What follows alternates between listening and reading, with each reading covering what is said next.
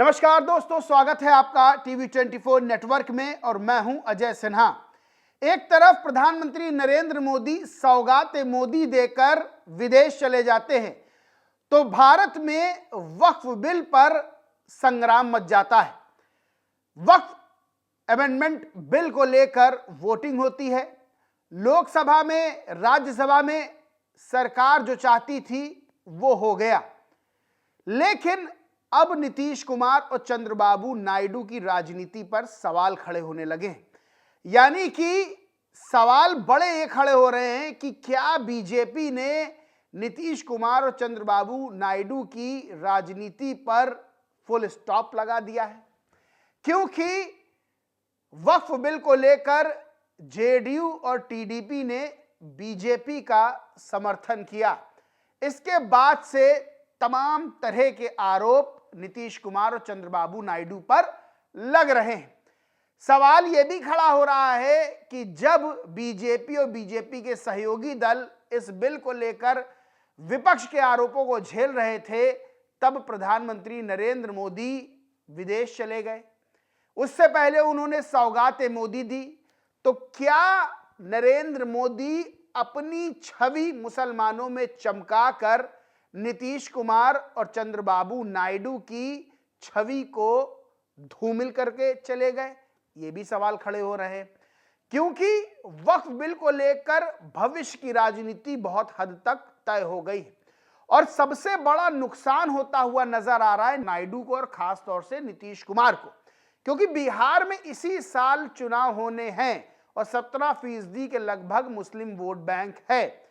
सवाल विपक्ष खड़े कर रहा है, सवाल कई लोग खड़े कर रहे हैं और ये कह रहे हैं कि जब प्रधानमंत्री नरेंद्र मोदी को इस वक्त यहां होना चाहिए था, तब नरेंद्र मोदी विदेश चले जाते हैं और नीतीश कुमार और नायडू को फंसा देते हैं। नीतीश कुमार की पार्टी जेडीयू के बहुत से नेता इस बिल को लेकर नीतीश कुमार का विरोध भी करते हुए नजर आ रहे हैं, पार्टी छोड़ते हुए भी नजर आ रहे हैं। अब क्या बिहार में नीतीश कुमार को नुकसान होगा?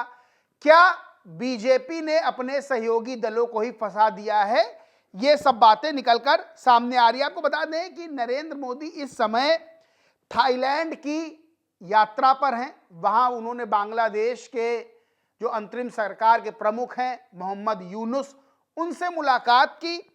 वहीं इस यात्रा को लेकर तमाम तरह के सवाल खड़े हो रहे हैं। तो बीजेपी ये कहती है कि यात्रा पहले से ही प्रस्तावित थी, लेकिन इस बीच लोकसभा और राज्यसभा में वक्फ संशोधन बिल भी आता है और इस बिल को लेकर तमाम लोग नीतीश कुमार और नायडू से कहते हैं कि इस बिल का वो समर्थन ना करें, क्योंकि नीतीश कुमार और नायडू की जो छवि सामने लाई जाती है वो सेकुलर नेता की लाई जाती है और बड़ी संख्या में जो मुस्लिम हैं वो नीतीश कुमार को बिहार में वोट करते रहे हैं, चंद्रबाबू नायडू को वोट करते रहे हैं। लेकिन अब विपक्ष आरोप लगा रहा है कि ये नीतीश कुमार और चंद्रबाबू नायडू की असली राजनीति है, मुस्लिम विरोधी राजनीति है। बहरहाल क्या क्या बयान सामने आए। सुप्रिया श्रीनेत हैं, कांग्रेस की प्रवक्ता हैं, वो कहती हैं जब मोदी जी ऐसे बिल लाते हैं जिससे इस देश में बवाल मचता है, तब वो कहते हैं कि ये आपकी बेहतरी के लिए है। ये बात अलग है जिनकी बेहतरी का दावा किया जाता है वो ये मानने को तैयार नहीं, क्योंकि आपकी नीयत में खोट है, फिर वो चाहे काले कृषि कानून हो या वक्फ बिल। आप बिल भरे जबरन पास करा लीजिए, लेकिन आपके अंदर की नफरत दुनिया देख रही है और ये देश पाप के भागीदारों नीतीश कुमार, चंद्रबाबू नायडू, चिराग पासवान, जयंत चौधरी और नवीन पटनायक की बीजेडी को भी देख रहा है। वहीं सुप्रिया श्रीनेत ने एक दूसरा ट्वीट भी किया और लिखा, नीतीश जी और नायडू जी का मुखौटा उतर चुका है, ये लोग किसी के सगे नहीं हैं। यानी कि विपक्ष अब नीतीश कुमार और चंद्रबाबू नायडू पर बीजेपी से ज्यादा हमलावर है और कह रहा है कि ये अपने आप को बड़ा मुस्लिम हितैषी बताते थे, लेकिन वक्फ संशोधन बिल पर इन्होंने बीजेपी का साथ दिया, मुस्लिमों को धोखा दिया। आने वाले समय में मुस्लिम इनको मजा चखाएंगे, आने वाले समय में मुस्लिम इनको वोट ना करके इनकी राजनीति को नुकसान पहुंचाएंगे।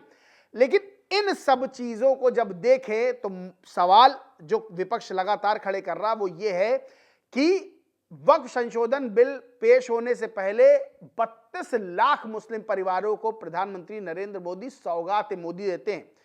फिर वो तरह तरह के बयान भी देते हैं कि उनका बचपन जो है मुस्लिमों के बीच में बीता है। लेकिन इधर जो छवि बीजेपी की बनी है वो मुस्लिम विरोधी के तौर पर बनी है।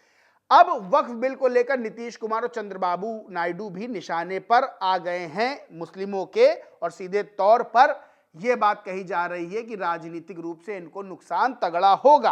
आपको बता दें, राज्यसभा में भी ये बिल पास हो गया, 13 घंटे चर्चा चली, 128 वोट इसके समर्थन में पड़े, वहीं 95 वोट इसके विरोध में पड़े।